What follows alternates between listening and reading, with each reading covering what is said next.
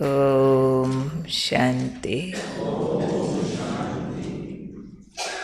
ओम शांति। आज का स्वमान मैं समाधान स्वरूप आत्मा हूँ। हम जानते हैं ये कलयुगी संसार समस्याओं का संसार है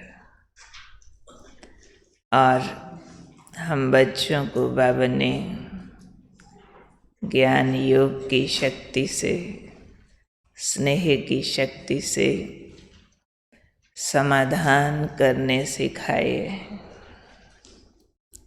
और हम सब की समस्याएं उससे समाधान होती भी रहती हैं, कहीं कहीं अटक भी जाते हैं।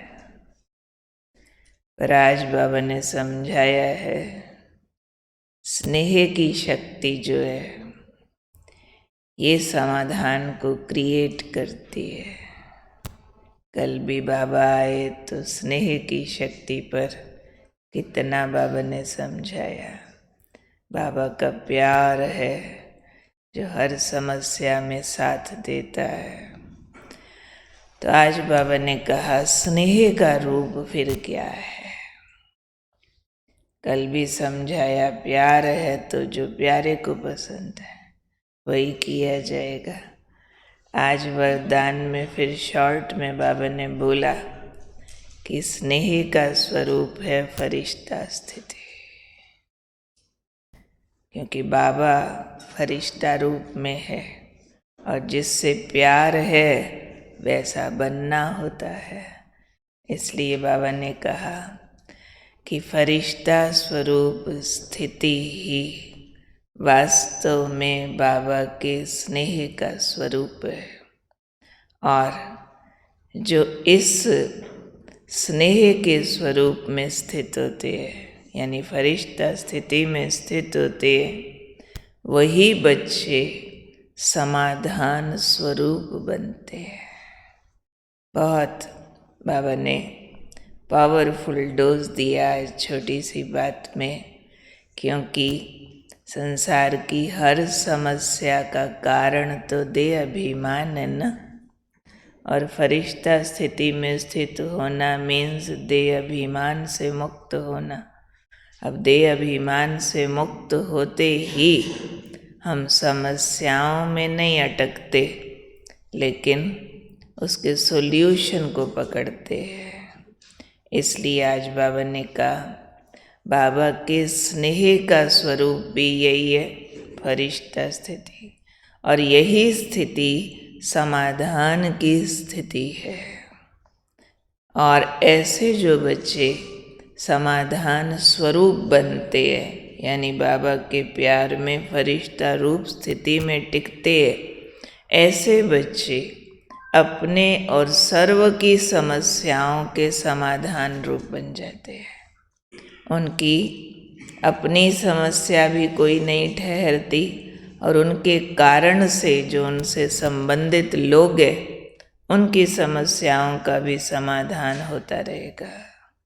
तो ये जो समाधान स्वरूप बच्चे हैं यानी फरिश्ता रूप स्थिति से बाबा के प्यार में मगन रहते हैं, वो अपने भी समस्याओं का समाधान कर लेते हैं, अन्य आत्माओं के लिए भी सॉल्यूशन देते रहते, मददगार बनते रहते, शक्ति देंगे, सहयोग देंगे, साथ देंगे।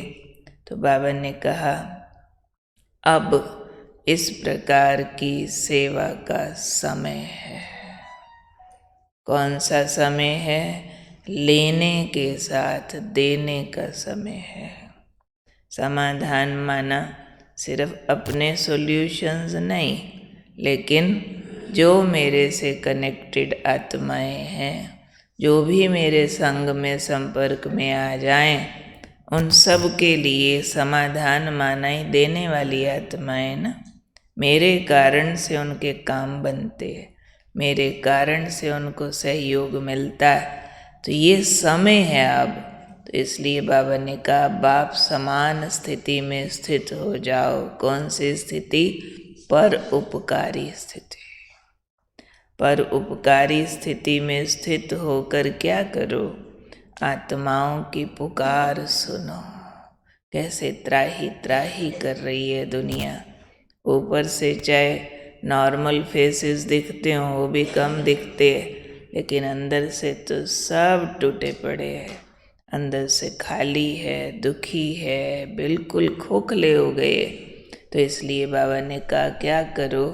बाप समान स्थिति में स्थित होकर इन आत्माओं की पुकार सुनो और फरिश्ते रूप की स्थिति से उनके पास पहुंच जाओ, उन पर उपकार करो और समस्याओं से थकी हुई आत्माओं की थकावट उतारो।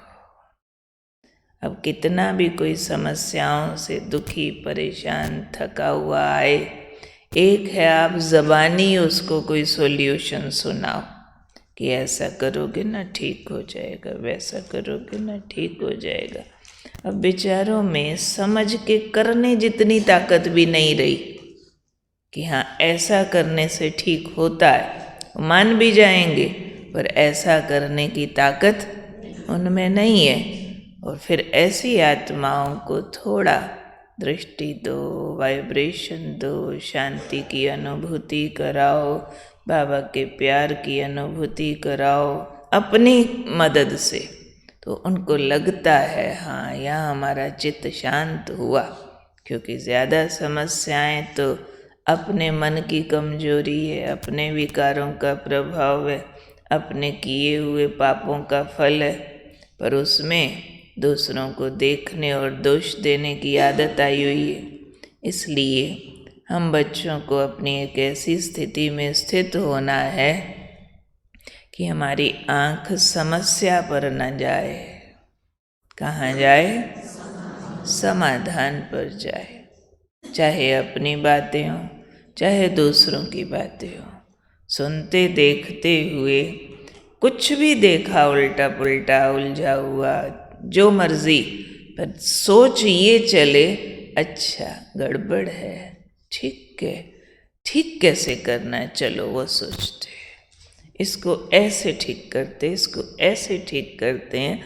तो इसलिए कहा जाता है कि दो तरह की पर्सनैलिटीज़ होती है, एक पार्ट ऑफ द प्रॉब्लम, दूसरे पार्ट ऑफ द सॉल्यूशन। और ये कहा जाता है if you are not the part of the solution, certainly somewhere you are part of the problem. अगर आप सॉल्यूशन नहीं सोच पा रहे हैं तो आप भी कहीं ना कहीं समस्या को बढ़ाने में मददगार है। नहीं तो आम मनुष्य क्या करता है, किसी ने सुनाया मेरे को इतना दुख, कहेंगे हाय अच्छा ऐसा हुआ तेरे साथ। अब ये क्या कर रहे हैं? घटा तो नहीं रहे ना उसकी समस्या, और ही खुद के अंदर भी ले रहे हैं। किसी के यहाँ कोई शरीर छोड़ता है ना तो कहते शोक मनाने जा रहे हैं। अरे शोक कोई मनाने की चीज़ होती है क्या? शोक तो बेचारों के पास पहले ही बहुत सारा है। आप क्या कर रहे हो फिर? रोने वालों के साथ रोने जा रहे हो। तो आपने मदद क्या किया? और ही उनको जाके भड़का दिया। जिसके किसी की डेथ हो चुकी होती है वो रोता रोता चुप भी हो गया, ऊपर से कोई और शोक मनाने वाला आ गया, अब फिर रोएगा।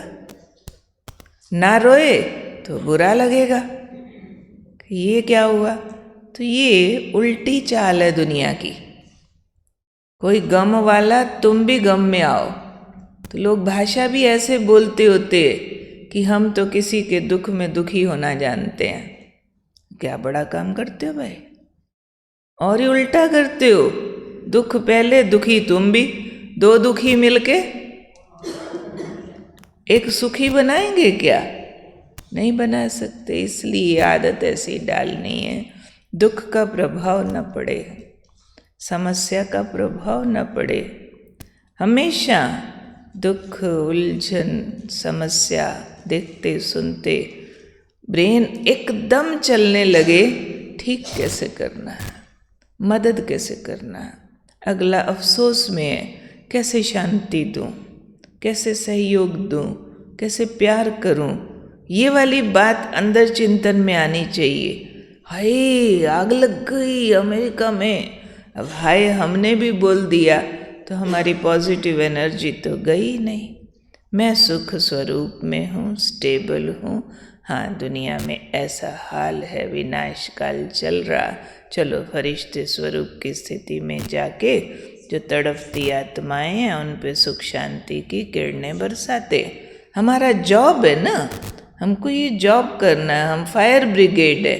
जैसे फायर ब्रिगेड को पता चला कहीं आग लगी है तो फटाफट टैंकर भरेगा, चलो चलो बुझा के आते, लगी है तो उसको लगी है, क्यों लगी, क्यों क्या हो गया वो बाद में, लेकिन बुझाने का प्रबंध पहले। तो अब हमें अपने कर्तव्य पर स्थित होना है। ये हम सब ब्राह्मणों का ईश्वर की संतान होने के नाते से बड़ा भारी फर्ज बनता है कि जो हमें हमारे लिए सुख शांति का मार्ग मिला है, सॉल्यूशंस मिले हैं, उसकी अंजलि अन्य आत्माओं को देनी है। कोई वाणी से हमारे से ले पाएगा, कोई वाणी से नहीं ले पाएगा तो मनसा से दें, अपने गुणों से दें, व्यवहार से दें, अपनी शक्तियों से दें। लेकिन कल भी बाबा ने कहा दाता बनो। अब लेने के साथ देने का पार्ट शुरू करो, तो देने का पहले चिंतन में आएगा। अब देने में स्थूल देना तो लिमिटेड होता है ना, कहाँ तक आप सामान बांट पाओगे, पैसा बांट पाओगे, और उसकी तो बहुत गुह्य गति है, उसमें तो कर्म का हिसाब किताब बन जाता है। लेकिन हमें चाहिए मनसा से, वाचा से, कर्म से सहयोग देना, और ये वाला ही बहुत ज़रूरी है। तो इसलिए दिनचर्या का हिस्सा बना दें इसको, क्योंकि पूरी दिनचर्या में चाहे अपने यहाँ चाहे औरों के समस्याओं के दर्शन तो होते ही रहते हैं। ऐसे नहीं है कि नहीं हो, 2 कदम चलो कोई समस्या है ही है, लेकिन बुद्धि कैसे पकड़ती है उसको ऑब्जर्व करो। करेंगे? ठीक है।